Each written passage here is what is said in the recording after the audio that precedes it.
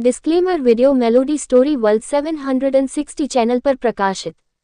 सामग्री सूचकांक में कॉल मनोरंजन के उद्देश्य से बनाई गई है और इसका उद्देश्य किसी को भी किसी भी तरह से नुकसान पहुंचाना नहीं है। अगर आप वीडियो में व्यक्ति किसी भी सामग्री टिप्पणी या विचारों से आहत है तो कृपया संपर्क करें। मैं आश्वस्त कर सकता हूं कि मेरी कोई भी सामग्री किसी की भावनाओं, विश्वास हो या दर्शन को ठेस पहुंचाने के इरादे से नहीं बनाई गई है। अगर यह फिर भी आपको किसी भी तरह से प्रभावित करती है तो ये पूरी तरह से सहयोग होगा। मेरा किसी भी मामले में आपको नुकसान पहुंचाने का इरादा नहीं है, या अगर मैं कुछ भूल गया हूं तो कृपया इस गलती मानकर मुझे बताएं। मैं जानकारी को ठीक से अपडेट करने के लिए आवश्यक कदम उठाऊंगा। अंत में यह वशीकरण मेरा अपना है और कानूनी रूप से नहीं लिखा गया है। इसमें खामियां हो सकती है और इसलिए इसे किसी भी कानूनी मामले में अदालत में पुनः प्रस्तुत नहीं किया जा सकता है। Thank you for your support. Please watch the video, give your feedback and subscribe if you like my contact. Chapter 11 I hate beautiful girls.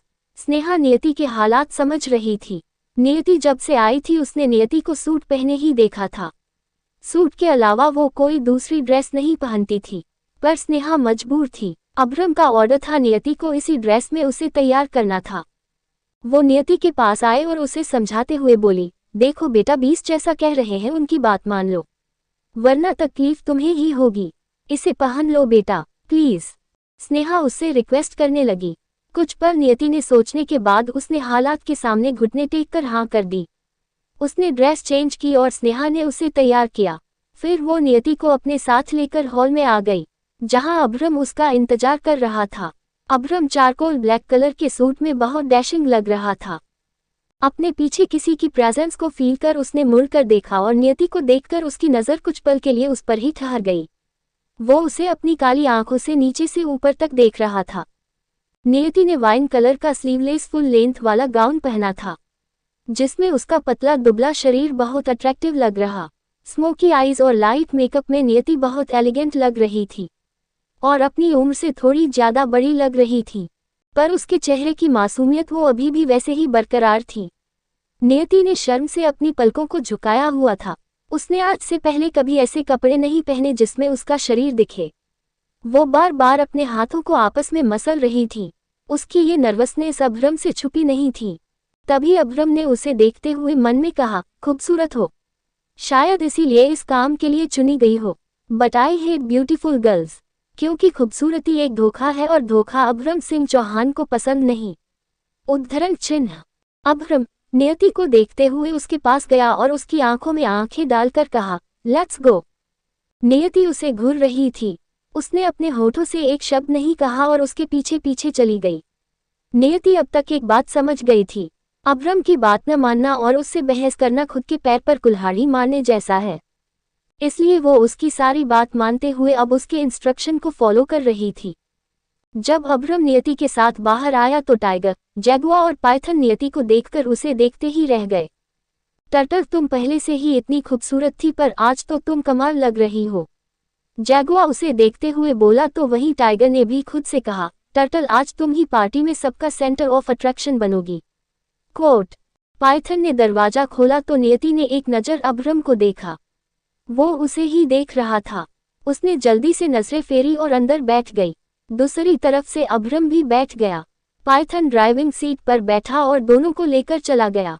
Tiger और जैगुआ दोनों दूसरी गाड़ी लेकर चले गए। करीब 1 घंटे बाद वे लोग डेस्टिनेशन पर पहुंचे। वो एक रिजॉर्ट था। अब्रम ने नियति की तरफ देखा, जो अभी भी सिर झुकाए बैठी थी और बार बार अपने बालों को सही कर रही थी। उसे बहुत अनकंफर्टेबल फील हो रहा था। ये देखकर अब्रम ने अपनी आंखें बंद कर गुस्से में अपनी मुट्ठी को कस लिया। फिर गहरी सांस लेकर उसने एक बॉक्स नियति को देते हुए कहा, वेट। अब्रम पार्टी में पहुंचा तो सबकी नजरें उस पर आकर ठहर गई। सब उसे देखकर स्माइल कर रहे थे। अब्रम की आंखों ने एक नज़र सबको देखा। वो सबको एक नज़र देखकर ही समझ गया था किसकी स्माइल रियल है और किसकी फेक। उसने भी अपने होठों पर एक फेक स्माइल सजाए और अपने लंबे लंबे कदमों को आगे बढ़ाते हुए पार्टी हॉल के सेंटर में आ गया। उसके पीछे से टाइगर, जैगुआर दोनों नियति को लेकर अंदर आए। नियति की नर्वसनेस अब थोड़ी कम हो गई थी। अब्रम ने जो बॉक्स उसे दिया था उसमें एक डेनिम जैकेट था जिसे नियति ने पहन लिया था और अब उसके खुले कंधे ढक गए थे, जिससे नियति कंफर्टेबल फील कर रही थी। जैकेट पहनने के बाद भी उसकी खूबसूरती में कुछ खास फर्क नहीं पड़ा, वो अभी भी उतनी खूबसूरत दिख रही थी। अब्रम के पहुंचते ही सबने उसे चारों तरफ से घेर लिया और उससे बात करने की कोशिश करने लगे। वहीं अब्रम सबको इग्नोर कर विकास मल्होत्रा से बात कर रहा था। विकास मल्होत्रा ने अब्रम के सामने एक हाथ बढ़ाते हुए कहा, वेलकम मिस्टर चौहान। अब्रम ने भी एक हल्की मुस्कुराहट के साथ उसे ग्रीट किया और फिर दोनों बात करने लगे। प्लान के अकॉर्डिंग कुछ देर तक टाइगर और जैगुआ दोनों नियति के साथ खड़े रहे। फिर दोनों ने मौका पाकर नियति को अकेला छोड़ दिया और छुपकर उसके ऊपर नजर रखने लगे। जब नियति ने महसूस किया कि जैगुआ और टाइगर दोनों ही उसके पीछे से गायब है तो उसने पलटकर देखा। दोनों को न देखकर उसकी आंखें बड़ी हो गई और उसकी आंखों में और चेहरे पर डर दिखने लगा। उसने घबराहट में अपने दोनों हाथों को आपस में रगड़ते हुए कहा, हे भगवान, ये दोनों मुझे अकेला छोड़कर कहाँ चले गए? मैं तो यहाँ किसी को जानती भी नहीं हूँ। अब मैं यहाँ से वापस कैसे जाऊंगी? ये बोलकर उसने एक नज़र सभी को देखा। वे सारे चेहरे जो उसे दिख रहे थे वे उसके लिए अनजान थे। इतने सारे अनजान चेहरे को देखकर नियति और डर गई और तभी उसने महसूस किया कि सभी की नज़रें रह रहकर उसे ही देख रही हैं। ये देखकर उसकी घबराहट और बढ़ गई और उसने डर और घबराहट का सूखा घूंट अपने गले से नीचे उतारते हुए उम्मीद भरी नज़रों से अब्रम, जैगुआ और टाइगर को ढूंढने लगी, पर तीनों ही उसे नहीं दिख रहे थे। जैगुआ और टाइगर दोनों ही छुपकर उसे देख रहे थे तो वही अब्रम लोगों से घिरा हुआ था। लोगों का उसे घेरना भी लाजमी था। अब्रम से मिलने की अपॉइंटमेंट लेना, उससे मीटिंग करना बहुत मुश्किल था। सभी उसके साथ बिजनेस करने की ख्वाहिश रखते थे, पर अब्रम अपना बिजनेस पार्टनर खुद चुनता था जिनमें कुछ काबिलियत होती थी, कुछ करने का जुनून होता था। वो ऐसे लोगों के साथ ही बिजनेस करता था। इसीलिए सब उससे मिलने के बहाने उसे इम्प्रेस कर रहे थे ताकि फ्यूचर में वे उसके साथ बिजनेस कर सके। नियति को परेशान देखकर जैगुआ ने टाइगर से कहा, यार मुझे तो कुछ गड़बड़ लग रही है। नियति ऐसी लड़की नहीं है जैसा बीस्ट सोचते हैं। देखना बेचारी कितना परेशान लग रही है और घबरा भी रही है। उद्धरण चिन्ह। टाइगर ने भी नियति को देखते हुए कहा, इसे देखकर ऐसा लगता है जैसे ये इस तरह की पार्टी में पहली बार आए हो। पता नहीं बीस्ट को क्यों इस पर भरोसा नहीं हो रहा। मुझे तो ये मासूम लग रही है। उद्धरण चिन्ह। हाँ यार, ये मासूम है, हमें बीस्ट को समझाना चाहिए, वो इस पर शक करना छोड़ दे। जैगुआ की इस बात पर टाइगर ने चौंकते हुए कहा, रियली? तू बीस्ट को समझाएगा? इतनी हिम्मत है तुझ में? ये सुनकर जैगुआ ने मुंह लटका लिया। उसके लटके हुए मुंह को देखकर टाइगर को हंसी आ रही थी। उसने जैसे ही जैगुआ को कुछ कहना चाहा, तभी उसका फोन रिंग हुआ। फोन देखकर टाइगर ने जैगुआ से कहा, मैं थोड़ी देर में आता हूँ, तू टर्टल पर नजर रख। उद्धरण चिन्ह। जैगुआ ने उसकी बात पर हाँ में सिर हिला दिया और नियति को देखने लगा। वहीं अब नियति लोगों की घूरती नजरों से परेशान हो गई थी। उसने अपने कदम आगे बढ़ा दिए और धीरे धीरे इधर उधर देखते हुए चलने लगी। तभी लोगों की भीड़ में उसे अब्रम की हल्की सी झलक दिखी। उसे देखकर नियति के होठों पर स्माइल आ गई और वो उसके पास जाने लगी। इससे पहले कि वो अब्रम के पास जा पाती, उसकी नज़र अतिश खन्ना के पीछे चल रहे समर्थ पर गई। समर्थ को देखते ही नियति खुश हो गई और उसके होठों ने धीरे से कहा, समर्थ आप हमें मिल गए। कोट गाउन पकड़े नियति जल्दी जल्दी चलने लगी, पर तभी किसी से टकराकर वो एकदम से पलट गई। उसने जल्दबाजी में उस आदमी से माफी मांगी और वापस से उस ओर देखने लगी, पर अब समर्थ वहां नहीं था। ये देखकर उसने अपनी नजरों को चारों तरफ दौड़ाया और खुद से कहा, समर्थ आप कहाँ चले गए? अभी तो आप यही थे। उद्धरण चिन्ह। वो फिर से समर्थ को ढूंढने लगी, पर समर्थ उसे कहीं नहीं दिखा। तभी अचानक से अब्रम उसकी आंखों के सामने आ गया। उसे देखकर नियति डरकर एक कदम पीछे हो गई। ये देखकर अब्रम मुस्कुराया और मन में बोला, टर्टल तुम्हारे चेहरे का उड़ा रंग बता रहा है कि तुम किसी को ढूंढ रही हो। ढूंढो ढूंढो, जिस तक तुम्हारी नजरें पहुंचेंगी वही मेरा टारगेट होगा। कोट अब्रम नियति के पास चलकर आया और उसके ऊपर हल्का सा झुकते हुए धीरे से उसके कान के पास कहा, क्या हुआ, किसी को ढूंढ रही हो? नियति ने जल्दी से ना में सिर हिलाया और पीछे हो गई तो अब्रम ने उसे देखते हुए कहा, एंजॉय दी नाइट। कोट ये बोलकर वो चला गया। तभी नियति ने उसे जाते हुए देखकर खुद से कहा, मेरी तो आपने ये हालत की है। अगर आपको समर्थ के बारे में पता चला तो पता नहीं आप उसके साथ क्या करेंगे। कहीं आप उसकी जान ही ना ले ले। इसलिए मैं आपको समर्थ के बारे में कभी कुछ नहीं बताऊंगी। उद्धरण चिन्ह। ये बोल नियति ने अब्रम से नजरें हटाई और फिर से समर्थ को ढूंढने लगी। तभी उसे समर्थ गार्डन में जाता हुआ दिखा। उसे देखकर नियति फिर से खुश हो गई। उसने इधर उधर देखा तो टाइगर, जगुआ और अब्रम कोई उसके आसपास नहीं था। ये देखकर वो खुश हो गई और गार्डन की तरफ जाने लगी। फिर कुछ सोचकर वो रुक गई। उसकी नज़र एक टेबल पर गई जहां काले रंग की शॉल रखी थी। उसने इधर उधर देखा और टेबल के पास जाकर उसने शॉल ले ली और फिर उससे खुद को कवर करते हुए गार्डन में आकर समर्थ को ढूंढने लगी। पर समर्थ उसे कहीं नहीं दिख रहा था। गार्डन बहुत बड़ा था और वहां झाड़ियां और कुछ पेड़ बहुत ऊंचे ऊंचे लगे थे। नियति अभी भी खाली आंखों से समर्थ को ढूंढ रही थी कि तभी उसके कानों में कुछ आवाजें गई। उसने ध्यान से उन आवाजों को सुना तो वो आवाज झाड़ियां के पीछे से आ रही थी। आवाज का पीछा करते हुए नियति झाड़ी के पीछे गई तो देखा एक लड़का एक लड़की के ऊपर झुका हुआ था और उसे किस कर रहा था। ये देखकर वो चौंक गई और जल्दी से पलटकर वहां से जाने लगी। पर तभी उस लड़की की नजर नियति पर गई और उसने नियति को देखकर लड़के को पीछे धकेलते हुए गुस्से में कहा, हाउ डरे यू, कौन हो तुम और यहाँ क्या कर रही हो। उसकी बात सुनकर नियति रुक गई और उससे माफी मांगने लगी। तभी उस लड़के ने लड़की के गाल पर प्यार से किस करते हुए कहा, ओ बेबी, तुम भी ना कहा इस लड़की के चक्कर में पड़ी हो। इस लड़की की वजह से तुम हमारा इतना अच्छा मोमेंट क्यों स्पॉइल कर रही हो। वो लड़का नशे में बोल रहा था तो वहीं जब उसकी आवाज नियति ने सुनी तो वो चौंक गई। समर्थ, नियति के होठों से निकला। आवाज सुनकर जैसे ही समर्थ पीछे मुड़ा तो वो भी नियति को देखकर चौंक गया। वो नशे में था पर फिर भी उसने नियति को पहचान लिया था। वो जल्दी से उसके पास आया और उसे देखते हुए बोला, तुम यहाँ क्या कर रही हो। तुम दिल्ली कब आए। उद्धरण चिन्ह। क्यों पसंद नहीं है अब्रम को खूबसूरत लड़कियां। क्या होगा जब अब्रम नियति और समर्थ को साथ में देखेगा। क्या करेगी नियति समर्थ के साथ। जानने के लिए अगले चैप्टर का इंतजार करें। 12 गॉट ब्रोकन। नियति। समर्थ को किसी और लड़की के इतने करीब देखकर नियति को गुस्सा आ रहा था। उसे अपने अंदर कुछ टूटता हुआ महसूस हो रहा था। उसने अपने गुस्से को कंट्रोल करते हुए भारी गले से कहा, समर्थ, आप इस लड़की के साथ क्या कर रहे थे। आप इस लड़की के इतने करीब क्यों गए। बताएं मुझे। मैं आपको दर बदर ढूंढ रही हूं और आप इस लड़की के साथ। नियति ने अपनी बात को अधूरा छोड़ दिया। वही समर्थ उसकी बात सुनकर गुस्से में बोला, एक सेकंड बेला, तुम कौन होती हो मुझसे ये सवाल करने वाली। मैं किसी के भी साथ रहूं ये मेरी मर्जी है। तुम कौन होती हो मुझसे ये सब पूछने वाली। उसकी बात सुनकर नियति हैरान रह गई थी। तभी उसने रोते हुए कहा, ये आप क्या बोल रहे हैं। मैं कौन होती हूँ। क्या आप भूल गए हैं कि हमारा क्या रिश्ता है और हम एक दूसरे के क्या लगते हैं। उसकी बात पर समर्थ ने हंसते हुए कहा, रिश्ता। किस रिश्ते की बात कर रही हो तुम। बेला, तुम गांव में रहने वाली हो और मैंने 15 साल की उम्र में ही गांव छोड़ दिया था।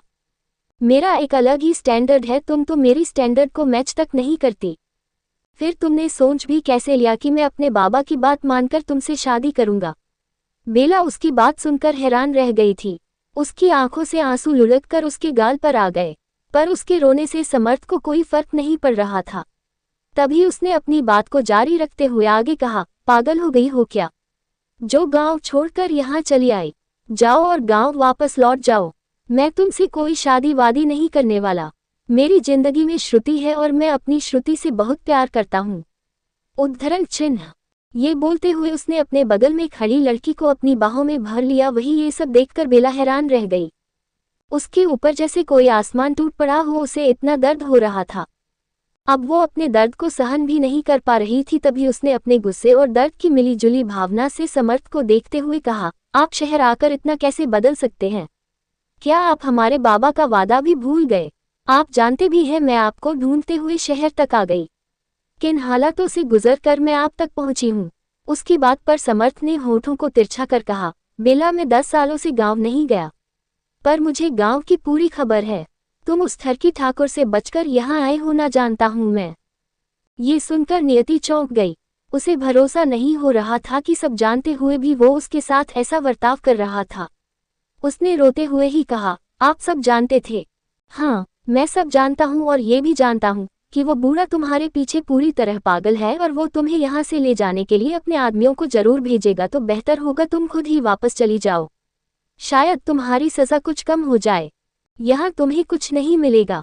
ठाकुर से दुश्मनी मोल लोगी तो अपने परिवार को खो दोगी। इसलिए मेरी बात मानो और वापस चली जाओ। और अब तुम मुझे तो भूल ही जाओ। मैं तुम जैसी लड़की से शादी करूंगा कभी नहीं। बेला, मेरे सामने तुम्हारी कोई औकात नहीं है। मैं तुम्हारे जैसी लड़कियों को देखता तक नहीं, तो मेरे सपने देखना छोड़ दो और चली जाओ यहाँ से। समर्थ के बोले गए शब्द नियति के दिल में तीर जैसे लग रहे थे। उसने कभी नहीं सोचा था कि उसका समर्थ एक दिन उससे ये सब कहेगा। आज उसकी उम्मीद ही नहीं, वो खुद पूरी तरह टूट गई थी। समर्थ ने उसके सामने ही श्रुति को अपनी बाहों में उठा लिया और उसे लेकर चला गया। ये देखकर नियति और टूट गई। वो अपने पैरों पर ज्यादा देर तक खड़ी नहीं रह पाई और धड़ाम से नीचे बैठ गई। उसकी आंखों से आंसू निकलते जा रहे थे। वो खुद को लाचार महसूस कर रही थी। उसकी आंखों के सामने समर्थ के साथ बिताए कुछ लम्हे तैरने लगे और वो उन लम्हों को याद करने लगी। नियति को दूर जाते देखकर समर्थ ने उसका हाथ पकड़ते हुए कहा, अभी न जाओ, छोड़कर के दिल अभी भरा नहीं। मेरे पास आओ बेला, मुझे तुम्हें अभी और देखना है। नियति मुस्कुराते हुए उसे देख रही थी। समर्थ ने उसके गाल पर अटखेलियां करती उसके बालों की एक लट को नियति के कान के पीछे करते हुए उसके चेहरे को अपने हाथों में भर लिया। नियति की पलकें शर्म से झुक गई। समर्थ उसके चेहरे को देखते हुए उसके ऊपर झुकने लगा तो उसकी गर्म सांसों को अपने चेहरे पर महसूस कर नियति ने पलकें उठाकर उसे देखा। समर्थ उसके बहुत करीब था। उसे अपने इतने करीब देखकर नियति ने उसे पीछे की तरफ धकेलते हुए कहा, नहीं समर्थ, अभी नहीं। समर्थ ने उसका हाथ पकड़ते हुए कहा, हमारी शादी होने वाली है बेला, हमारी शादी होने वाली है, पर अभी हुई नहीं है। समर्थ, हमें समझने की कोशिश करो, हमें ये सब सही नहीं लग रहा है। ऐसा लग रहा है जैसे हम कोई पाप करने जा रहे हैं। नियति की बात पर समर्थ होले से मुस्कुराते हुए बोला, ठीक है, मैं तुम्हारे करीब नहीं आऊंगा, पर अब उदास मत रहो, मैं तुम्हें उदास नहीं देख सकता। इस लम्हे को याद कर नियति ने रोते हुए खुद से कहा, कभी जो कहते थे इस चेहरे पर उदासी अच्छी नहीं लगती, वही आज आंखों में आंसू दे गए। क्या शारीरिक रिश्ता दिल के रिश्ते से भी ज्यादा गहरा होता है? ये कहकर वो जोर जोर से रोने लगी। वही जब पार्टी हॉल में अब्रम को नियति कहीं नहीं दिखी तो उसने तुरंत टाइगर को कॉल किया। टाइगर ने उसे कॉल पर बताया कि फोन आ जाने की वजह से वो पार्टी से बाहर चला गया था। फिर उसने जगुआ से कांटेक्ट किया तो जगुआ भी पाइथन के साथ था। ये सुनकर अब्रम ने गुस्से में कहा, तुम दोनों इतनी बड़ी बेवकूफ़ी कैसे कर सकते हो? निकल गई ना अब वो हमारे हाथ से। अब मुझे कैसे पता चलेगा उसे मेरे पास किसने भेजा था? अब्रम ने अपनी आंखें बंद कर ली और अपने गुस्से को कंट्रोल करने लगा। उसी टाइम जगुआ और टाइगर दोनों भागते हुए उसके पास आए। अब्रम ने दोनों को घूरा और गुस्से में कहा, जब मैंने कहा था उस पर नजर रखने के लिए तो उसे अकेला क्यों छोड़ा? उसके पूछने पर भी दोनों खामोश रहे। उनमें इतनी हिम्मत नहीं थी कि वो अब्रम को सफाई दे सके। अब यहाँ क्यों खड़े हो? जाओ और ढूंढो उसे, मुझे टर्टल चाहिए। उद्धरण चिन्ह। उसके एक एक शब्द दोनों के कान में सुई की तरह चुभ रहे थे। वे दोनों ही अब्रम की बात सुनकर चले गए। उनके जाने के बाद अब्रम ने गुस्से में खुद से कहा, टर्टल तुम मुझे छोड़कर नहीं जा सकती। मेरी जिंदगी में तुम आए अपनी मर्जी से थी, पर तुम्हारा जाना मेरी मर्जी से होगा। जहां भी छुप सकती हो छुप जाओ टर्टल, मैं आ रहा हूँ। खुद से बात कर वो भी लंबे कदमों से पार्टी हॉल से चला गया। वही जगुआ और टाइगर दोनों रिजॉर्ट के बाहर नियति को ढूंढ रहे थे कि तभी टाइगर ने गुस्से में जगुआ से कहा, तुझे मैंने कहा था ना उस पर नजर रखना, फिर तू उसे अकेला छोड़कर कैसे जा सकता है? जगुआ ने उसकी तरफ देखा और झुंझलाकर बोला, अबे यार, मैंने उसे जानबूझकर अकेला नहीं छोड़ा। बीस्ट उसके साथ खड़े थे और उससे बात कर रहे थे, इसलिए मैं पाइथन के बुलाने पर चला गया। उद्धरण चिन्ह। टाइगर ने दोनों हाथ कमर पर रखा और उसे देखते हुए बोला, अब सफाई देने का कोई फायदा नहीं, हमें कैसे भी करके टर्टल को ढूंढना होगा। उद्धरण चिन्ह। जगुआ ने इधर उधर देखते हुए उसकी बात पर कहा, पर वो जा कहाँ सकती है? मैंने पाइथन से पूछा तो उसने भी टर्टल को बाहर निकलते नहीं देखा। उद्धरण चिन्ह। जहाँ एक तरफ नियति को ढूंढते हुए वे दोनों लड़ रहे थे, तो वहीं उधर अब्रम नियति को ढूंढते हुए गार्डन में आ गया था। उसकी काली आंखें गार्डन का मुआयना कर रही थीं। तभी उसकी नज़र गार्डन में पड़ी बेंच पर बैठी एक लड़की पर गई। लड़की ने काले रंग की शॉल ओढ़ी हुई थी, जिसकी वजह से वो पहचान में नहीं आ रही थी। अब्रम उसे देखते हुए उसके पास जा रहा था। जब वो उसके पीछे जाकर खड़ा हो गया तो उसके कानों में उस लड़की के सिसकने की आवाज गई। अब्रम धीरे धीरे उस लड़की के पीछे से निकलकर उसके सामने जाकर खड़ा हो गया। उसने जैसे ही लड़की का चेहरा देखा तो अपनी भौहें सिकुड़कर बोला, टर्टल तुम यहाँ? नियति ने अपने झुके सिर को ऊपर उठाया और अपने सामने खड़े अब्रम को देखकर चौंक गई। उसने जल्दी से अपनी नजरें फेर ली और इधर उधर देखने लगी। उसे खुद से नजरें चुराते देखकर अभ्रम के चेहरे के एक्सप्रेशन सख्त हो गए और उसने अपनी कर्कश आवाज में नियति से पूछा, तुम यहाँ क्या कर रही हो? तुम्हें तो मैंने पार्टी में रहने के लिए कहा था, फिर तुम यहाँ क्या कर रही हो? उसके सवाल ने नियति के शरीर में सिहरन भर दी थी। अभ्रम के सवालों का उसके पास कोई जवाब नहीं था। उसे अभी भी चुप देखकर अभ्रम को गुस्सा आ गया और वो नियति के करीब जाकर उसे कंधे से पकड़कर बोला, जब मैं बात किया करूं तो मेरी आंखों में देखा करो, मेरे सवालों का जवाब दिया करो, समझी तुम? लुक एट मी, अब देखो मेरी तरफ। अभ्रम के कंधे पकड़ने से नियति के कंधों में दर्द होने लगा था।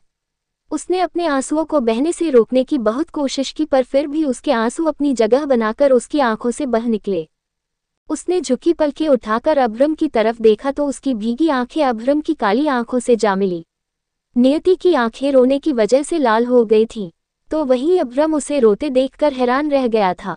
गार्डन में ज्यादा रोशनी नहीं थी, इसलिए पहले उसे नियति की आंखों में आंसू नहीं दिखे, पर अभी उसे नियति के आंसू दिख रहे थे। उसे रोते देखकर अभ्रम के माथे पर सलवटें आ गईं और नियति को देखते हुए उसने पूछा, हे टर्टल, तुम रो क्यों रही हो? क्या किसी ने तुमसे कुछ कहा है? बताओ मुझे, क्या किसी ने तुम्हें परेशान किया? उसके इतना पूछने पर भी नियति उसे खामोशी से देखते रही। उसकी खामोशी अभ्रम के गुस्से को बढ़ा रही थी। तभी उसने नियति के कंधों पर अपनी पकड़ को और कसते हुए कहा, मैं कुछ पूछ रहा हूँ, तुम्हें सुनाई नहीं देता क्या? तुम क्यों रो रही हो? जवाब दो मेरे सवालों का। उसके इस तरह पकड़ने से नियति के कंधों में अब पहले से ज्यादा दर्द हो रहा था। अभ्रम का एरोगेंस अब उससे हैंडल नहीं हो रहा था और तभी उसने हिम्मत कर उसके हाथ को झटक दिया और उसे देखते हुए गुस्से में बोली, क्या जानना चाहते हैं आप? ये आंसू, ये दर्द, ये रोना, ये सब आपकी वजह से है। मैं सिर्फ आपकी वजह से रो रही हूँ। छोड़ क्यों नहीं देते आप मुझे? मैंने कुछ नहीं किया है। जाने क्यों नहीं देते आप मुझे? नियति चिल्लाते हुए बोल रही थी। अभ्रम पहली बार उसका ऐसा रूप देख रहा था। उसे इस तरह खुद पर चिल्लाते देखकर अभ्रम की आंखें उसे गुस्से में घूर रही थी। तभी नियति उठकर जाने लगी तो अभ्रम ने उसका हाथ पकड़ लिया। क्या नियति समर्थ की बात मानकर गांव चली जाएगी? नियति का अभ्रम पर चिल्लाना क्या उसे भारी पड़ जाएगा?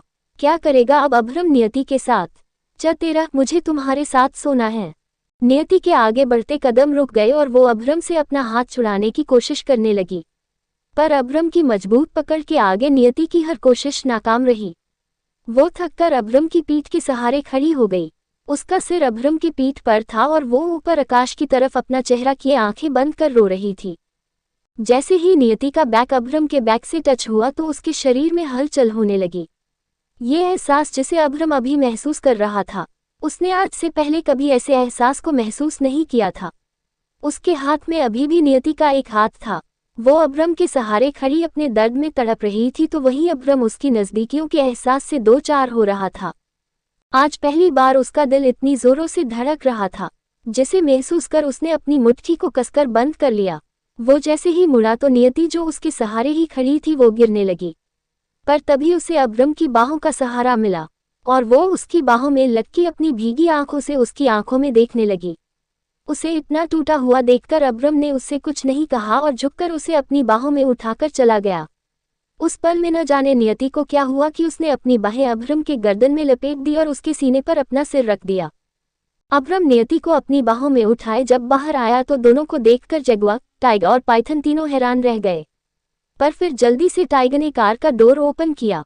अभ्रम नियति को अपनी बाहों में थामे हुए ही गाड़ी में बैठ गया। कुछ ही देर बाद वो सभी बीस्ट विला में थे। नियति उसकी बाहों में ही सिसकते हुए सो गई थी। अभ्रम नियति को उसके रूम में ले आया और उसे बेड पर सुलाकर उसे देखते हुए पीछे होने लगा। कौन हो तुम? क्या मैं तुम्हें गलत समझ रहा हूँ? क्या तुम सही हो? ये बोलते हुए वो नियति को देखते हुए दरवाजे तक आया और फिर उसे एक नज़र देखकर चला गया। अभ्रम अपने रूम में बैठा ड्रिंक कर रहा था। बार बार उसकी आंखों के सामने नियति का रोता हुआ चेहरा आ रहा था। नियति का उस पर चिल्लाना और उसके सहारे खड़े होकर रोना, ये सब याद कर अभ्रम ने एक ही बार में ड्रिंक का ग्लास पूरा खाली कर दिया। उसकी आंखें शराब के नशे से बोझल हो गई थीं। उसने काउंटर पर ग्लास रखा और उठकर अपने ब्लेजर को निकालने लगा। टर्टल, तुम रो क्यों रही थी? क्या मैंने तुम्हें इतना परेशान किया? बताओ मुझे, मैं जानना चाहता हूँ टर्टल। अब उसके शब्द ही नहीं, उसके कदम भी लड़खड़ा रहे थे। अब्रम अपना ब्लेजर फेंकते हुए रूम से निकला और नियति के रूम की तरफ जाने लगा। इस बीच वो खुद से ही बातें कर रहा था और बातें करते हुए ही वो नियति के रूम में आ गया। उसे सोते हुए देखकर अब्रम तिरछा मुस्कुराते हुए बोला, कितने सुकून से सो रही हो तुम, और मुझे नींद नहीं आती। मैं भी तुम्हारी तरह सुकून से सोना चाहता हूँ टर्टल, पर मुझे सुकून तुम्हारे पास मिलता है। क्यों मुझे तुम्हारे पास रहकर नींद आती है। अब तुम ही मुझे सुलाओगी, मैं अब तुम्हारे साथ ही सोऊंगा। ये कहते हुए अब्रम अपनी शर्ट के बटन खोलने लगा और फिर अपनी शर्ट निकालकर बेड पर आ गया और नियति की कमर पर अपना सिर रखकर उस पर अपनी बाहें लपेटते हुए अब्रम ने अपनी आंखों को बंद कर लिया। कुछ ही देर में उसे नींद आ गई।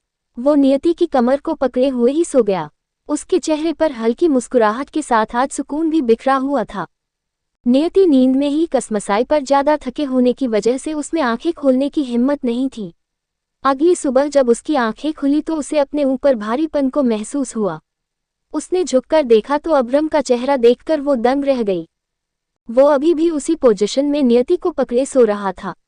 उसे खुद पर सोते देखकर नियति डरते हुए बोली, हे भगवान, अब क्या होगा, कहीं ये मुझे फिर से सजा न दे। पर इस बार तो मेरी गलती भी नहीं है। उद्धरण चिन्ह। ये कहते हुए उसने खुद को डांटते हुए आगे कहा, नियति तेरी गलती थी ही कब। ये जानवर तो तुझे बिना गलती के अब तक सजा देते आया है और आज फिर से ये तुझे सजा देगा। अगले ही पल सजा मिलने का सोचकर नियति का पूरा शरीर डर से कांपने लगा। उसने डर का सूखा घूंट अपने गले से नीचे उतारा और धीरे धीरे अब्रम को खुद पर से हटाने की कोशिश करने लगी। पर तभी उसके हिलने डुलने की वजह से अब्रम की आंख खुल गई और उसने अपनी धुंधली आंखों से नियति को देखा और उठकर बैठ गया। जब नियति ने उसे शर्टलेस देखा तो वो तुरंत पीछे मुड़कर बैठ गई। उसे ऐसे रिएक्ट करते देखकर अब्रम ने खुद को देखा और गुस्से और फ्रस्ट्रेशन में उसने कहा, शीट। वो बेड से उठा और अपनी नीचे पड़ी शर्ट को उठाकर पहनने लगा। उसकी नजरें शर्ट पहनते हुए एकटक नियति को ही देख रही थी। पता नहीं मैं क्यों इसके पास आ जाता हूँ और मुझे नींद इसके पास रहकर ही क्यों आती है। अब्रम ने सोचते हुए अपनी शर्ट पहनी और नियति से कहा, डोंट पैनिक, मैं बस सोने आया था। ये बोलकर वो चला गया। तो वही उसकी बातें सुनकर नियति हैरानी से उसे जाते हुए देख रही थी। अब्रम नियति के कमरे से निकलकर अपने कमरे में जा रहा था कि तभी उसके कानों में कुछ आवाजें गई, जिसे सुनकर वो रुक गया और ध्यान से उन आवाजों को सुनने लगा। 2 मेल सर्वेंट जो विला की साफ सफाई कर रहे थे वे एक दूसरे से बात करते हुए कहते हैं, सही कहते हैं, सभी खूबसूरती के सामने अच्छों की नहीं चलती। उद्धरण चिन्ह। उसकी बात पर दूसरे सर्वेंट ने कहा, तूने सही कहा, बीस्ट कहने को तो कितने खूंखार है, पर देखो एक खूबसूरत लड़की के आगे उनकी भी नहीं चली। जैसे ही अब्रम के कानों में ये आवाज गई, उसकी मुट्ठी गुस्से में कस गई और उसने अपने कदमों को दोनों सर्वेंट की तरफ बढ़ा दिया। वे दोनों सर्वेंट अभी भी एक दूसरे से बात करने में मग्न थे। पहले सर्वेंट ने कहा, अरे मैं तो रोज देखता हूँ, बीस्ट इस लड़की के कमरे में सोते हैं या तो वो लड़की बीस्ट से कमरे में सोती है। उसकी बात पर दूसरे सर्वेंट ने कहा, बिना किसी रिश्ते के एक जवान लड़की का बीस्ट के कमरे में सोना क्या शोभा देता है। उद्धरण चिन्ह। फिर पहला सर्वेंट बोला, भाई यही तो मुझे समझ नहीं आ रहा, ये रिश्ता क्या कहलाता है। बोलते हुए वो हंसने लगा। तभी दूसरा सर्वेंट भी उसकी बात पर हंसते हुए बोला, ऐसे रिश्तों का कोई नाम नहीं होता। ये समझ लो वो लड़की हमारे बीस्ट की जरूरत है। आम लोग अपनी जरूरत पूरा करने के लिए कोठी या रेड लाइट एरिया का सहारा लेते हैं, पर हमारे बीस्ट को तो कहीं जाने की जरूरत ही नहीं। वो तो इसी विला में रहकर ही सारे सुख भोग लेते हैं। ये सुनते ही अब्रम के कानों से धुआं निकलने लगा। उसका चेहरा गुस्से में एकदम लाल हो गया था। अचानक से दोनों सर्वेंट बात करते हुए रुक गए। उन्हें जैसे ही अपने पीछे किसी की प्रेजेंस फील हुई, वे दोनों पीछे मुड़े। जैसे ही दोनों ने बीस्ट को देखा, उनकी सांसें उनके गले में ही अटक गई। उनकी आंखें बीस्ट को देखकर ऐसे फैली मानो जैसे उनके सामने मौत खड़ी हो। दोनों ही अब्रम को देखकर डर से कांपने लगे थे। उनके हाथ में पड़ा सामान भी छूटकर नीचे गिर गया था और अगले ही पल दोनों अब्रम के कदमों में गिरे थे और उससे माफी मांग रहे थे। वहीं अब्रम को उन पर जरा सी भी रहम नहीं आई। उनके माफी मांगने से उसे कोई फर्क नहीं पड़ रहा था और तभी उसने दोनों को एक एक लात मारी और वे दोनों ही उससे दूर जा गिरे। अब्रम उसी पल दोनों को सजा देने लगा और उन्हें मारते हुए लिविंग एरिया में आ गया। वो सोफे पर जाकर बैठ गया और उसके सामने दोनों ही सर्वेंट घुटनों के बल हाथ जोड़े बैठे उससे माफी मांग रहे थे। अब्रम के इशारे पर टाइगर और जैगुआर दोनों ही लोहे की सलाखों को गर्म करके उसके पास ले आए। अब्रम ने उन सलाखों को लिया और उठकर दोनों के पास चला गया। उसने लोहे की गर्म सलाखों को दोनों के हाथ पर मारा और उससे उन्हें जलाने लगा। दर्द महसूस करते ही दोनों ही सर्वेंट जोर से चिल्लाए। उनकी आवाज़ विला के कोने कोने में गूंज रही थी। उनकी दर्द भरी चीख जब नियति के कानों में गई तो वो एकदम से चौंक गई। उसकी धड़कनें और उसकी सांसें दोनों ही तेज हो गई थीं। वो जल्दी से अपने रूम से भागते हुए बाहर आए और हॉल का नज़ारा देखकर दंग रह गई। वो अब्रम की हैवानियत को, उसकी क्रूरता को अपनी आंखों से देखकर डर से कांपने लगी और उसकी सांसें जैसे उसके गले में ही अटक गई थी। अब्रम बेरहमी से दोनों सर्वेंट को जला रहा था। उनकी चीख सुनकर और उन्हें दर्द में तड़पते देखकर नियति रोने लगी थी। वहीं अब्रम ने दोनों सर्वेंट पर रहम न दिखाते हुए जबरदस्ती उनके मुंह को खुलवाया और सलाखों से उनकी जीभ को जला दिया। ये देखकर नियति और डर गई। वो अपनी हैरानी से बड़ी हो चुकी आंखों से अब्रम को देखते हुए पीछे हटने लगी। इस नज़ारे को देखकर उसकी आंखों के सामने एक बार फिर उसका अतीत कौंध गया और उसे ऐसा ही एक डरावना मंजर याद आ गया। एक आदमी जिसके मुंह, हाथ, पैर, लगभग पूरे शरीर से उसे जहां जहां चोट लगी थी उसके जख्मों से खून निकल रहा था और वो दर्द में तड़पते हुए अपने दोनों हाथ जोड़कर अपने सामने व्हीलचेयर पर बैठे आदमी से माफी मांग रहा था। वहीं उनसे कुछ दूरी पर खड़ी एक लड़की इस नज़ारे को देखकर डर से कांप रही थी। वो बार बार न सिर हिलाते हुए रो रही थी। उस जख्मी आदमी ने रोते हुए व्हीलचेयर पर बैठे आदमी से कहा, हमको माफ कर दो ठाकुर साहब, हमसे गलती हो गई, दोबारा ऐसा नहीं होगा। पर उसकी बात का ठाकुर पर कोई असर नहीं हुआ और उसने अपने आदमियों से कहा, और कितना समय लगेगा, हम इसकी सूरत भी नहीं देखना चाहते और ये है कि मुंह उठाए हमारे सामने बोले जा रहा है। जल्दी लाओ, ए हरिया जल्दी ला सलाखें। हरिया जल्दी से लोहे की सलाखों को आग में तपाकर ठाकुर के पास ले गया। वहीं आग में दहकती सलाखों को देखकर उस लड़की की खूबसूरत बड़ी बड़ी आंखें हैरानी से और बड़ी हो गई। उसने आदमी के पास जाने के लिए एक कदम आगे बढ़ाया, पर तभी व्हीलचेयर पर बैठे ठाकुर ने उसे आंखें दिखाई तो वो डरकर पीछे हट गई। ठाकुर ने सलाखों को देखकर उस आदमी को देखते हुए हरिया से कहा, ए हरिया जला दे इन सलाखों से इसके हाथ जिनसे इसने हमारी होने वाली ठकुराइन को छुआ, जला दे इसकी जुबान जिनसे इसने हमारे बारे में अपशब्द कहे, और फोड़ दे इसकी आंखें जिनसे इसने हमारी ठकुराइन को देखा। कोट। ये सब सुनकर उस लड़की के होश उड़ गए। वहीं वो जख्मी आदमी इस सजा से बचने के लिए मौत की भीख मांगने लगा, पर ठाकुर को उस पर तरस नहीं आया। हरिया ने वैसा ही किया जैसा ठाकुर ने उसे करने के लिए कहा। अपनी आंखों के सामने इस दिल दहला देने वाले मंजर को देखकर वो लड़की जोर से चिल्लाई। क्या बदल रहे हैं अब्रम के एहसास? क्या अब्रम दोनों सर्वेंट की जान ले लेगा? कौन है ये ठाकुर और कौन है वो लड़की? जब 14 कैद या आज़ादी। अपने अतीत के उन पलों को याद कर नियति घृणा भरी नजरों से अब्रम को देख रही थी। उसकी नजरों में ठाकुर और अब्रम दोनों एक समान लग रहे थे। उसने बेहद नफरत से अब्रम को देखते हुए मन में ही खुद से कहा, जानवर है ये, सच में एक जानवर है। खुद को दर्द नहीं होता तो क्या दूसरों को भी दर्द नहीं होता? कोई किसी के साथ ऐसा व्यवहार कैसे कर सकता है? कोई किसी को इतनी बुरी तरह कैसे तड़पा सकता है? क्या इन लोगों की दर्द भरी चीखें इन्हें सुनाई नहीं दे रही? क्या इन्हें दर्द में तड़पते देखकर इन्हें दर्द नहीं हो रहा? ये इतनी दरिंदगी कैसे दिखा सकते हैं? कोई फर्क नहीं है इनमें और उसमें, ये सब के सब जानवर है। उद्धरण चिन्ह। वो मन ही मन अब्रम को कोसते हुए वहां से चली गई। दोनों सर्वेंट की चीखें सुनकर शीला और आस्था भी वहां आ गई। जब उन्होंने अब्रम को दोनों सर्वेंट को सजा देते देखा तो वे दोनों भी हैरान रह गई। शीला तो डरकर खामोश ही रही, पर आस्था से ये सब देखा नहीं गया और तभी वो अब्रम के पास आते हुए बोली, ये क्या कर रहे हो बेटा? ये दोनों तो यही काम करते हैं, फिर आप उन्हें ऐसी सजा क्यों दे रहे हो बेटा? जब उन्होंने अब्रम को दोनों सर्वेंट को सजा देते देखा तो वे दोनों भी हैरान रह गई। शीला तो डरकर खामोश ही रही, पर आस्था से ये सब देखा नहीं गया और तभी वो अब्रम के पास आते हुए बोली, ये क्या कर रहे हो बेटा? ये दोनों तो यही काम करते हैं, फिर आप उन्हें ऐसी सजा क्यों दे रहे हो बेटा? अब्रम ने गर्दन घुमाकर आस्था की तरफ देखा और उसे देखते हुए ही बोला, आप जानती भी हैं आस्था आंटी, ये दोनों मेरे बारे में क्या बात कर रहे थे? अब जो गलती इन्होंने की है उसकी सजा तो इन्हें मिलकर ही रहेगी। उसकी बात सुनकर वे दोनों सर्वेंट उसके सामने गिड़गिड़ाते हुए बोले, बीस्ट हमें माफ कर दो, हम आगे से कभी भी आपके और नियति के बारे में कुछ नहीं बोलेंगे। बीस्ट प्लीज हमें माफ कर दो। ये हमारी पहली गलती है, हमें माफ कर दो। हम दोबारा कभी कोई बात नहीं करेंगे। आपके और नियति के बारे बीस्ट हम कभी कुछ नहीं कहेंगे। अब्रम ने दोनों को घूरते हुए कहा, बीस्ट की विला में गलती की माफी नहीं, सिर्फ सजा होती है। तुम दोनों यहाँ के रोल अच्छे से जानते थे, उसके बाद भी तुम दोनों ने ये गलती जानबूझकर की, तो अब सजा तो तुम्हें मिलकर ही रहेगी। उद्धरण चिन्ह। अब्रम ने जगुआ और टाइगर की तरफ देखते हुए आगे कहा, दोनों को यहाँ से ले जाओ और ब्लैकी के सामने डाल दो। ये सुनते ही दोनों सर्वेंट की आंखों में खौफ दिखने लगा। वही सब उसकी बातें सुनकर हैरानी से उसे देख रहे थे। टाइगर और जगुआ को उसकी बात माननी ही थी, इसलिए दोनों चुपचाप बिना कुछ कहे सर्वेंट के पास गए और दोनों को अपने साथ ले जाने लगे। तभी आस्था ने अब्रम के पास आते हुए कहा, किस किस का मुंह बंद करेंगे आप और किस किस को सजा देंगे आप?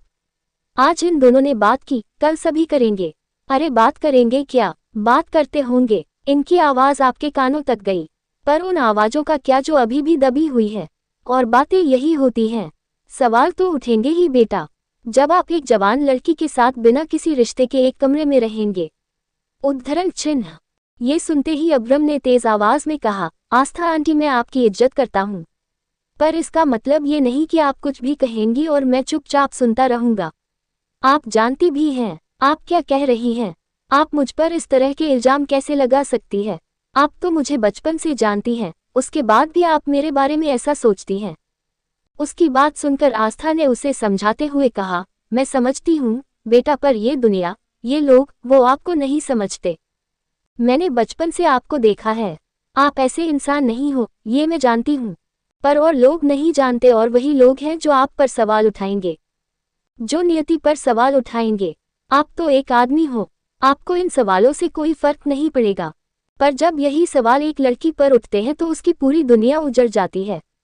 समाज उसे ऐसी नज़र से देखता है जिसके बाद या तो वो लड़की गुमनामी की जिंदगी जीती है या खुद को खत्म कर लेती है। आस्था की बातें अब्रम को ट्रिगर कर रही थी।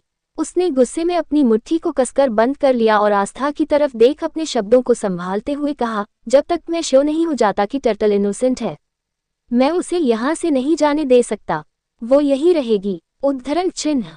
उसकी बात पर आस्था ने कहा, कैद करने के और भी तरीके हैं बेटा, पर ये तरीका जो आप अपना रहे हो वो गलत है बेटा। एक जवान लड़की के साथ बिना किसी रिश्ते के एक कमरे में रहना, इस पर हर कोई सवाल उठाएगा। आपके सामने कोई कुछ नहीं कहेगा, पर सबके मन में यही सवाल होगा। उद्धरण चिन्ह। ठीक है, अगर सबके मन में यही सवाल है तो मैं इस सवाल का जवाब आज ही देता हूँ। ये बोलकर अब्रम ने टाइगर की तरफ देख कहा, एडवोकेट कर्मा को फोन करो और उसे यहाँ बुलाओ। कोर्ट। टाइगर ने उसकी बात पर सिर हिलाया और कॉल करने दूसरी तरफ चला गया। किसी को समझ नहीं आ रहा था कि अब्रम क्या करने वाला है। सभी असमंजस में उसे देख रहे थे, पर अब्रम को इन सब से कोई फर्क नहीं पड़ रहा था। वो उठा और बिना कुछ कहे अपने रूम की तरफ चला गया। उसने अपने कमरे में आकर खुद से कहा, लोगों को लगेगा कि मैं उनके सवालों से डरकर ये कर रहा हूँ, पर इसके पीछे की असली वजह सिर्फ मैं ही जानता हूँ। आज या तो तुम्हारा सच मेरे सामने आएगा टर्टल, या तुम हमेशा हमेशा के लिए मेरी कैदी बनकर इस विला में ही रह जाओगी। देखते हैं टर्टल तुम और कितना सहन कर सकती हो। उद्धरण चिन्ह। वहीं नियति अपने कमरे में बेड पर बैठी रो रही थी। उसके सामने वही डरावना मंजर चल रहा था। अब्रम को उन्हें सजा देते देखकर नियति के सामने उसके अतीत की फिर से कुछ धुंधली याद आ गई थी। अपने अतीत को याद कर उसे अब्रम से और नफरत होने लगी थी। अब्रम और अपने अतीत में मौजूद शैतान में उसे कोई फर्क नजर नहीं आ रहा था। जहां एक तरफ ये सब हो रहा था तो वहीं शीला विला के पिछले हिस्से में खड़ी किसी से कॉल पर बात कर रही थी। शीला ने कॉल पर आज की सारी घटना बताई। उसकी बात सुनकर फोन के दूसरे तरफ से एक आवाज आई, ये तमाशा जल्दी ही खत्म हो जाएगा और वो लड़की भी विला से बाहर निकाल दी जाएगी, तुम बस उस पर नजर रखे रहना। ये सुनकर शीला ने हंसते हुए कहा, आप बिल्कुल सही कह रही हैं मेम साहब। कहाँ बीस्ट और कहाँ वो लड़की, कुछ नहीं हो सकता उसका। वो तो बस एक चींटी है, चींटी जिसे बीस्ट कभी भी अपने पैरों तले कुचल सकते हैं। उद्धरण चिन्ह। उसकी बात सुनकर कॉल के दूसरी तरफ से हंसने की आवाज आने लगी। करीब आधे घंटे बाद एडवोकेट कर्मा की कार बीस्ट विला के सामने आकर रुकी। टाइगर बाहर ही खड़ा उसका वेट कर रहा था।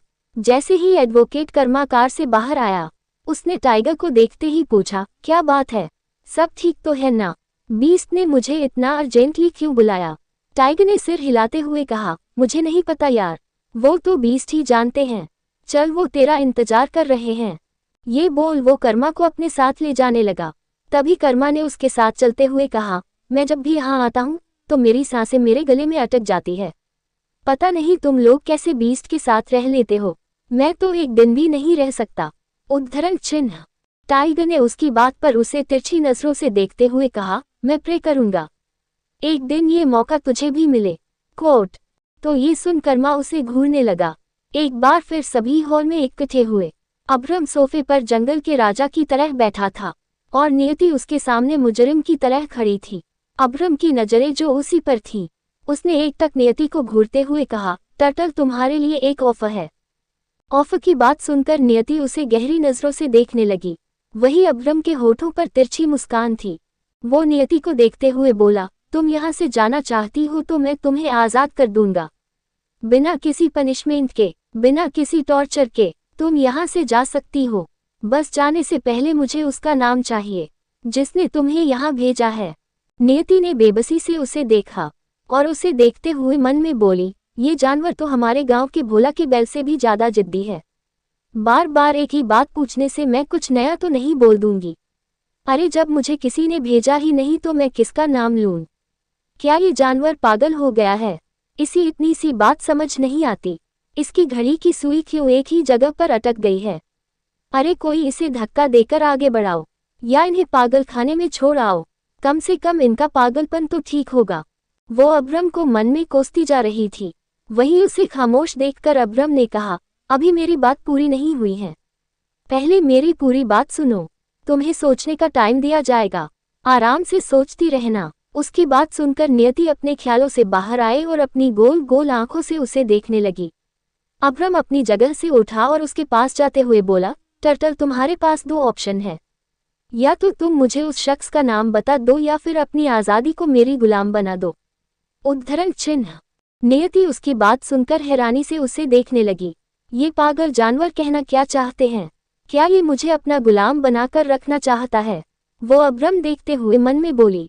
उसके चेहरे के उड़े रंग को देखकर अब्रम होठों को तिरछाकर मुस्कुराया और उसके माथे पर एक उंगली रख उसे पीछे की तरफ पुश करते हुए कहा, आज शाम तक का टाइम है तुम्हारे पास।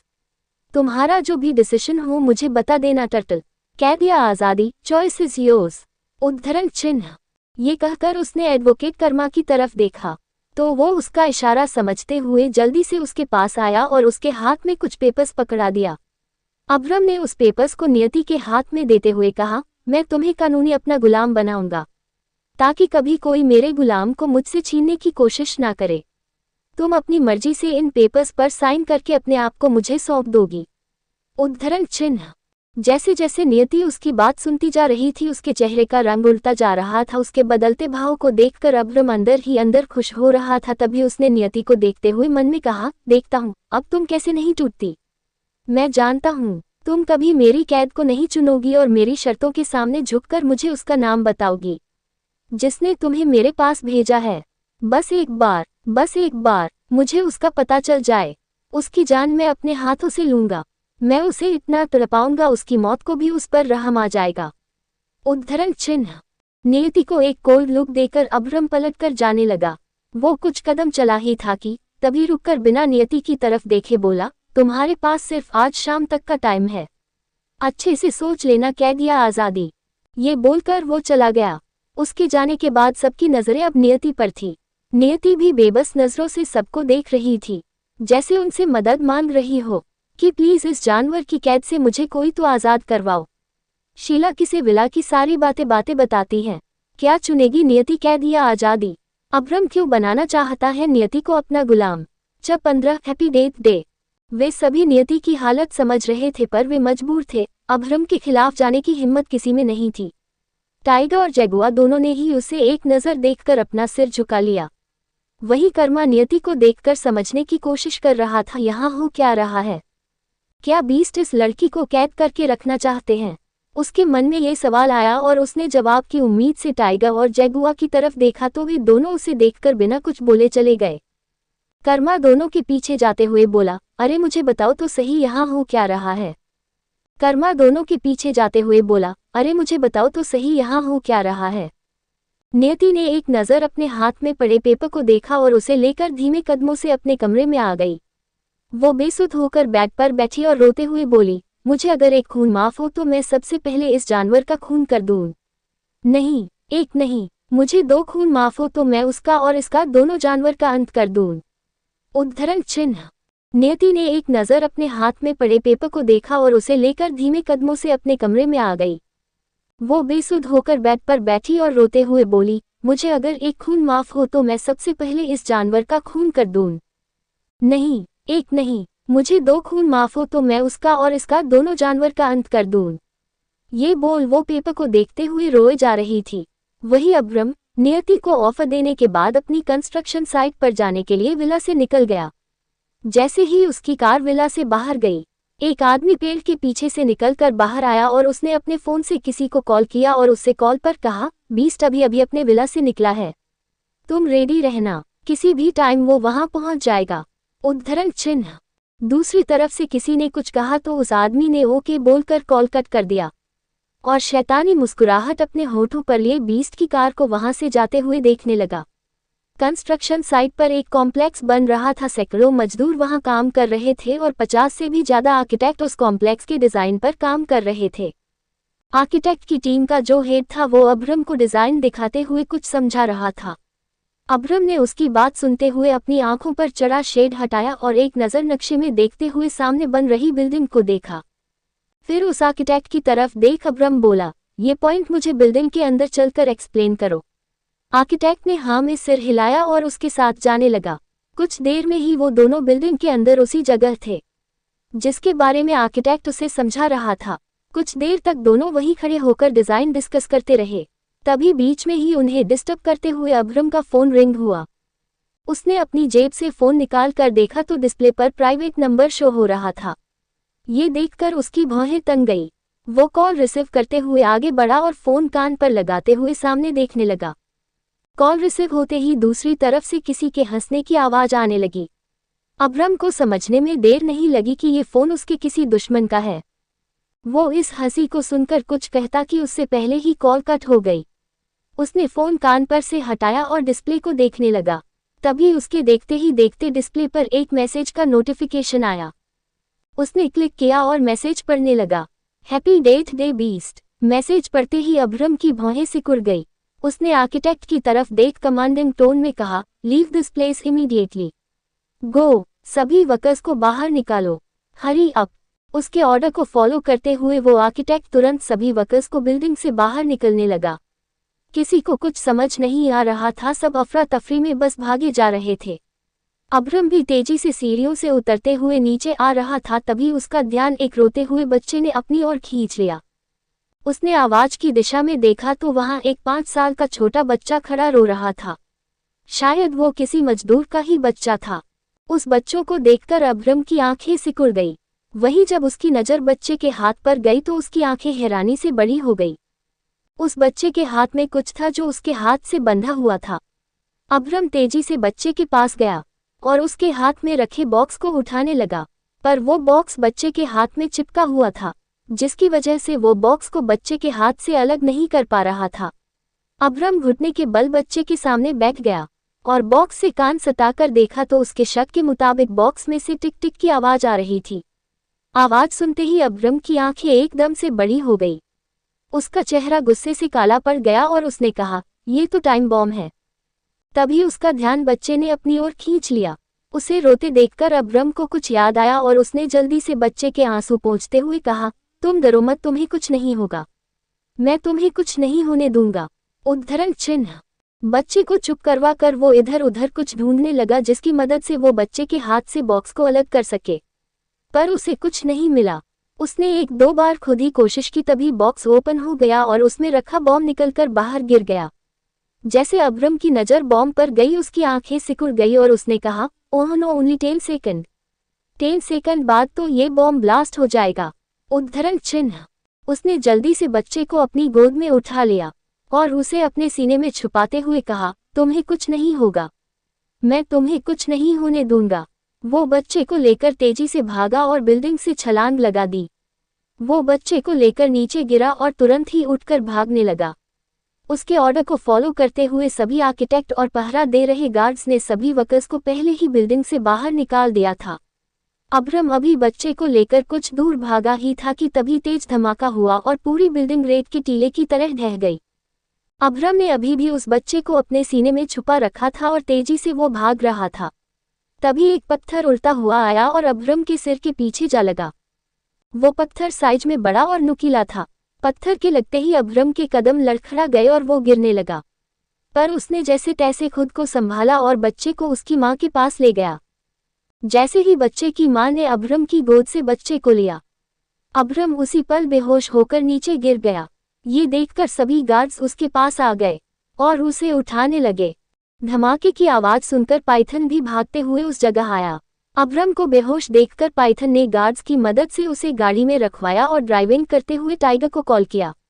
कॉल रिसीव होते ही पाइथन ने कॉल पर कहा, सर बीस्ट एक हादसे का शिकार हो गए हैं। उद्धरण चिन्ह। ये सुनते ही दूसरी तरफ से टाइगर ने घबराते हुए कहा, तू कहाँ है बीस्ट, ठीक तो है ना, उन्हें ज्यादा चोट तो नहीं आई? उद्धरण चिन्ह। पाइथन घबराते हुए कॉल पर बोला, सर बीस्ट बेहोश है, मैं उन्हें लेकर हॉस्पिटल जा रहा हूँ, आप भी आ जाइए। कोट। नहीं पाइथन, हॉस्पिटल नहीं, तू उन्हें लेकर बीस्ट विला आ, मैं तब तक यहाँ सब अरेंजमेंट करता हूँ। टाइगर की बात पर पाइथन ने ओके सर कहा और कॉल कट कर दिया। वही अब्रम को हल्का सा होश आया और उसकी आंखों के सामने उसी बच्चे का चेहरा आ गया। बच्चे का रोता हुआ चेहरा उसे उसके अतीत में ले गया और उसकी आंखें एक बार फिर धीरे धीरे बंद हो गई।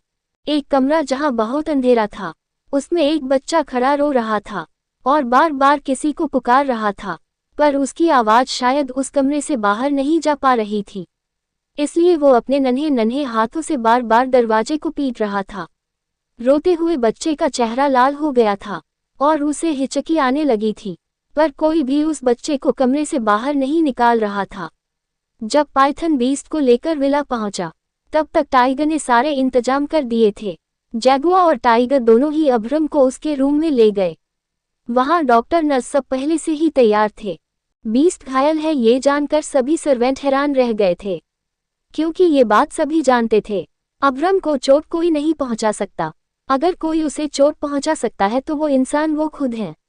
बाहर हो रही हलचल जब नियति के कानों में गई तो वो भी अपने कमरे से निकलकर बाहर आई।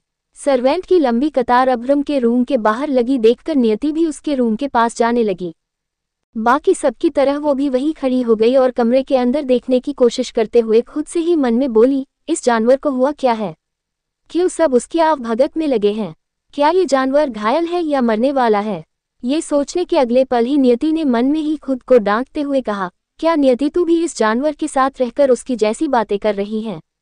माँ ने क्या सिखाया था, किसी दुश्मन के लिए भी बुरा नहीं सोचना चाहिए, और यहाँ तू उसके मरने की कामना कर रही है, ये गलत है नियति, तू ऐसी तो नहीं थी। उद्धरण चिन्ह। अभी वो खुद से बात कर ही रही थी कि तभी टाइगर रूम से बाहर आया और जैगुआ से बोला, वी नीड ब्लड, बीस्ट का खून बहुत बह गया है, तू फिक्र मत कर, मैं ब्लड अभी अरेंज करता हूँ। ये बोल जैगुआ चला गया। नियति दोनों को खाली आंखों से देखती रह गई। उसने छत की तरफ देखा और मन में प्रार्थना करते हुए भगवान से बोली, है भगवान प्लीज इस जानवर को बचा लेना। माना कि ये जानवर थोड़ा क्रूर है, पर आस्था माँ का लाडला है, प्लीज भगवान जी इस जानवर को बचा लेना, आस्था माँ की खातिर। अंदर अब्रम का ट्रीटमेंट हो रहा था और बाहर सभी खड़े डॉक्टर के आने का इंतजार कर रहे थे। अब तक आस्था और शीला वे दोनों भी वहां आ गई थी। उनके पूछने पर टाइगर ने उन्हें अब्रम के साथ जो हुआ वो बता दिया था। आस्था मन ही मन अब्रम के लिए प्रार्थना करने लगी। वहीं शीला पूरी बात सुनकर विला के पीछे वाले हिस्से में चली गई। वहां जाकर उसने किसी को कॉल किया और उसे सब बता दिया। वहीं दूसरी तरफ से किसी ने कहा, मुझे आने में 2 दिन लग जाएंगे, तब तक तुम मुझे बताती रहना वहां क्या हो रहा है। शीला ने ओके मेम साहब कहा और कॉल कट कर दिया। जैगुआ भी ब्लड लेकर आ गया था। जब आधे घंटे बाद डॉक्टर अब्रम के रूम से बाहर आए तो उन्होंने टाइगर से कहा, चोट बहुत गहरी है, खून भी बहुत बह गया है, होश आने में थोड़ा समय लगेगा। ये बोलते हुए डॉक्टर अब्रम के बारे में टाइगर को कुछ बताने लगे। टाइगर ने उनकी बात पर सिर हिलाते हुए कहा, ठीक है, मैं उनका ध्यान रखूंगा। उसने पाइथन की तरफ देखा तो पाइथन डॉक्टर के साथ उन्हें बाहर छोड़ने चला गया। जैगुआ टाइगर के पास आते हुए बोला, मुझे समझ नहीं आ रहा है, बिल्डिंग में बॉम्ब ब्लास्ट किसने किया होगा? टाइगर उसे देखते हुए बोला, और कौन कर सकता है?